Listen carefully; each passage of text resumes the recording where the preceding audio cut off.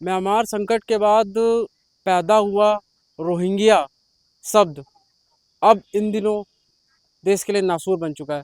और जैसे कि हम लोग देख सकते हैं कि लगातार घुसपैठ भारत देश में हो रही है और रोहिंग्या जैसे कि आज के समय में एक बड़ा मुद्दा बना हुआ है।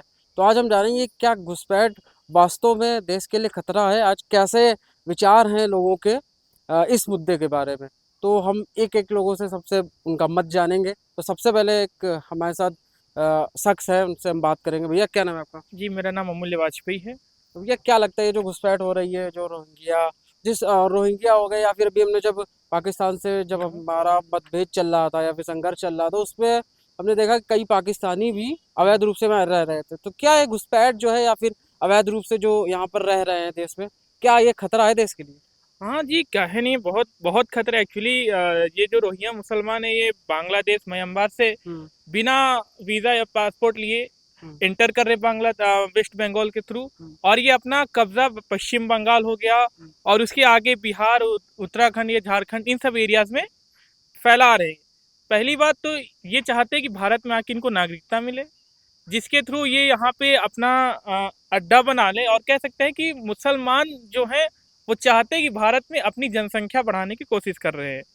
प्लस दूसरा, ये जिस जिस एरिया से आ रहे हैं वहाँ तो इनको ना रोजगार मिल रहा है, हम्म। ना यहाँ उनको क्या कहते हैं सुविधा है सारी गवर्नमेंट के थ्रू। हम्म। तो ये तो सोच ही रहे कि हम लोग कैसे करके बांग्लादेश के थ्रू या अदर कंट्रीज के, चाहे पाकिस्तान, आप बता रहे थे कि जी पाकिस्तान के थ्रू भी जी आए हैं। जी जी तो जी। बस इनका मेन मोटिव ये है कि ये इंडिया में आके यहाँ पे आके नागरिकता पाना, यहाँ की जो फैसिलिटीज़ है जो हर एक सिटीजन को मिलती है इंडियंस के, वो एक्सेप्ट करना चाहते हैं। बट भारत सरकार हर एक एरिया से रोहिंग्या मुसलमान या ऐसे जितने भी नागरिक हैं जो बिना क्या कहते हैं अपना सिटीजनशिप लिए हुए भारत में रह रहे हैं, जी।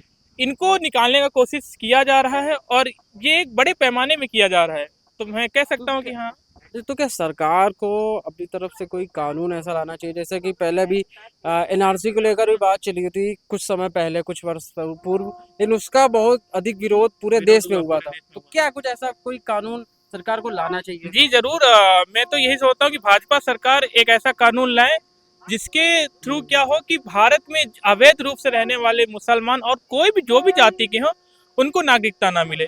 जिससे क्या होगा कि जो भारतीय मूल के लोग हैं उनको वो सुविधाएं नहीं मिल पाएंगी और उनकी बेनिफिट्स दूसरे को उठाएंगे। तो मैं तो ये चाहता हूँ कि यहाँ पे ऐसा कानून आना चाहिए। उनसे बात करने के लिए धन्यवाद। धन्यवाद। तो क्या नाम है आपका?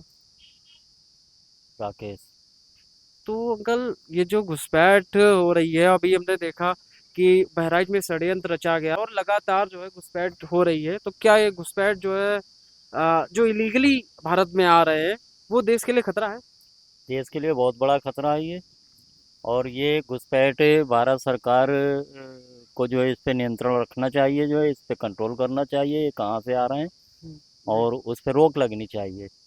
तो आपको क्या लगता है ऐसा कोई कानून लाया जाना चाहिए? जैसे एनआरसी की पहले बात हुई थी, लेकिन उसका पुरजोर विरोध हुआ, विपक्ष ने भी किया और पूरे देश में जो है अल्पसंख्यकों ने भी इसका विरोध किया।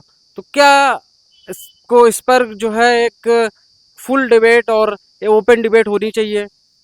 डिबेट करने की कोई ज़रूरत नहीं, इसमें भारत सरकार को ध्यान देना चाहिए जो है। ना, जिससे उनको समझाया जा सके हाँ हाँ, वो तो समझाने की तो खैर ज़रूरत, इसमें जो है कि इसकी जरूरत मालिया है। जी। फोर्स है, हाँ। उसको भी देखना चाहिए कि कहाँ से घुसपैठ हो रही है, कहाँ से ये लोग आ रहे हैं।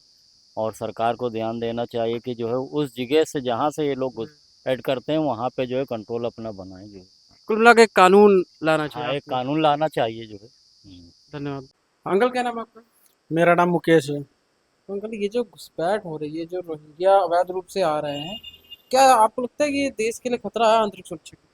देश के लिए बड़ा खतरा हो सकता है। इनके लिए पूरी कागजी कार्रवाई करके देश में आना चाहिए, अन्यथा खतरा देश को हो सकता है। तो क्या आपको लगता है इस वक्त सरकार को कुछ एक्शन लेना चाहिए? सरकार को कड़ी कार्रवाई करना चाहिए। अगर कोई ऐसा घुसपैठी मिलता है, पाकिस्तानी हो या कहीं का, बांग्लादेश का हो, कहीं का भी हो, जी। तो उसके लिए सख्त कार्रवाई करनी चाहिए। तो कोई कानून ऐसा? अगर कुछ करते हैं तो उसका नया विधेयक बनाना चाहिए, नया कानून बनाना चाहिए, ताकि इसको कड़े से कड़ी सजा मिले, ताकि कोई हाँ, दोबारा घुसपैठ ना कर सके। बात करने का। भाई क्या नाम है आपका? विशाल चौहान। भाई ये जैसे कि हम लोग देख रहे हैं अवैध रूप से जो अपने यहाँ घुसपैठ हो रही है, अभी भारत पाकिस्तान के जो भी जब संघर्ष चल रहा था, तब भी ऐसी खबर सामने आई थी कि कुछ पाकिस्तानी जो है हमारे यहाँ रह रहे थे अवैध रूप से अपने भारत में। और लगातार जैसे रोहिंग्या है और अन्य सभी घुसपैठिए जो है देश में अवैध रूप से आ रहे हैं, रह रहे हैं। तो क्या ये देश के लिए आंतरिक सुरक्षा के लिए खतरा है? बिल्कुल है। तो इसके लिए क्या सरकार कदम उठा सकती है आपके हिसाब से? देखिए, मेरे हिसाब से अगर देखा जाए जी। तो सरकार को सीधे-सीधे तो वहाँ पे पहले बॉर्डर फेंसिंग करे, ताकि वहाँ से आने का रास्ता बंद हो। हुँ।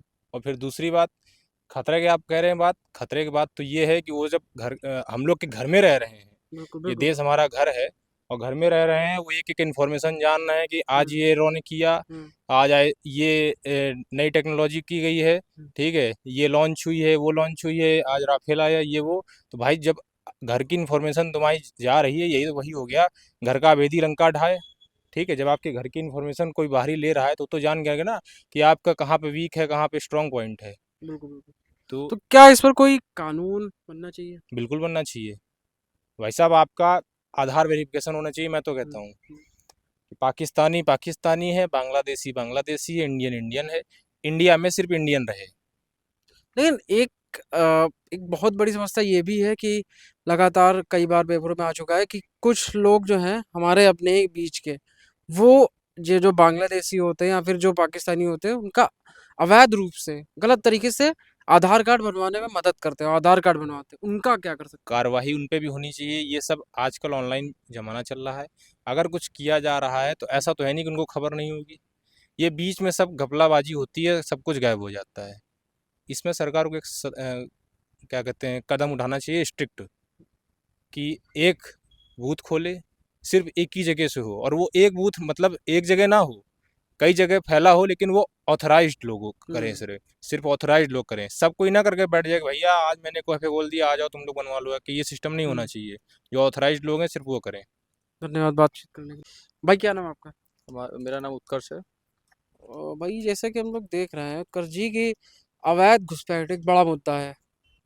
तो क्या ये देश के लिए खतरा है? हाँ, तो ये खतरा तो है ही है देश के लिए, लेकिन हमें भी देखना चाहिए कि सरकार क्या कर रही है इसके विषय में, लेकिन हमें भी इसके पक्ष में कुछ काम करने चाहिए। जैसे कि हमने देखा शाहीन बाग में जब एनआरसी लाने के लिए आया, सीए लाने के लिए आया, लेकिन तब वो लोग तो विरोध में आ जाते हैं और उनके पक्ष के जो विपक्ष के हमारे लोग हैं, माननीय श्री गांधी जी वगैरह, तो वो लोग डट के उनका सपोर्ट करते हैं, हर चीज़ मुहैया कराई जाती है, लेकिन हमें धूप लगती है। हमें हमारे लाभ के लिए अगर कोई कार्य कर रहा है, माननीय श्री नरेंद्र मोदी जी हमारे लाभ के लिए अनवरत लगे हुए हैं इतने सालों से, लेकिन हम धूप में निकल के वोट नहीं दे सकते क्योंकि हमें लगता है नहीं जीतेगी जो तो बीजेपी ही। हुँ। और जिसके लिए हम 400 अगर पार सोच रहे थे वो 240 पे ही आ गए, तो इसके साथ विपक्ष में इतने लोग बैठे हुए हैं, तो हम कैसे सोच सकते हैं कि हमारे काम हो सकेंगे और ये कानून लाए जाएंगे, तो इसके लिए हमें भी निकलना पड़ेगा। नहीं भाई, हमें जब एनआरसी की बात हुई तो यही विपक्ष था जिसने विरोध किया था। तो विरोध तो ये लोग करते ही हैं, लेकिन सपोर्ट करने के लिए सरकार का विरोध वो करते हैं, और उनके विरोध के लिए जो हमारे कथित अल्पसंख्यक हैं, जबकि देखा जाए तो हिंदू आबादी ज़्यादा है, उसके बाद मुस्लिम आबादी है, उसके बाद लगभग 30 से 40 लाख मुस्लिम इस समय, 30 से 40 करोड़ मुस्लिम इस समय भारत में रह रहे हैं। तो अब अल्पसंख्यक कहना लाजिम नहीं है। हम देख रहे हैं कि जहाँ जहाँ मुस्लिम आबादी बढ़ रही है वहाँ वहाँ से हिंदुओं या अन्य किसी भी धर्म के लोगों का सफाया हो रहा है, चाहे इराक ईरान हो, चाहे बांग्लादेश में हिंदू रहते थे, चाहे कोई भी देश हो, पारसी हो, जहाँ के भी हो, इजराइल हम देख रहे हैं कैसे ईरान इराक हमला कर रहा है। तो हमें ये सोचना चाहिए, हम जो भाईचारा भाईचारा करते रहते हैं तो हम चारा ही बनते जा रहे हैं। और अब बांग्लादेश वगैरह में देख रहे हैं वो लोग अपनी वोटर आईडी बनवा रहे हैं, यहीं पर वोटिंग कर रहे हैं और विपक्ष को जिताते हैं, अपनी सरकार लाते हैं, जिससे कि हम कुछ नहीं कर पाते। तो अब हमें भी सोचना चाहिए कि हमारी जिम्मेदारी हमारे राष्ट्र के प्रति क्या है। तो क्या कोई ऐसा कानून बनना चाहिए जैसे कि अभी एनआरसी की पहले बात हुई थी, यही कानून आना चाहिए या फिर ऐसा कोई कानून बनना चाहिए? क्या जी, आपको देखा जाए तो एनआरसी सीए इसी कानून के लिए आए। बाबा साहब भीमराव अम्बेडकर जी ने भी इसके लिए पुरजोर कोशिशें की, लेकिन तत्कालीन नेहरू जी की सरकार ने उसका विरोध किया, और जिसके लिए देखा जाए तो यही सब चीजें हुई जो आजकल बाबा साहब जो नहीं कर पाए वो नरेंद्र मोदी जी की सरकार करने की कोशिश कर रही है।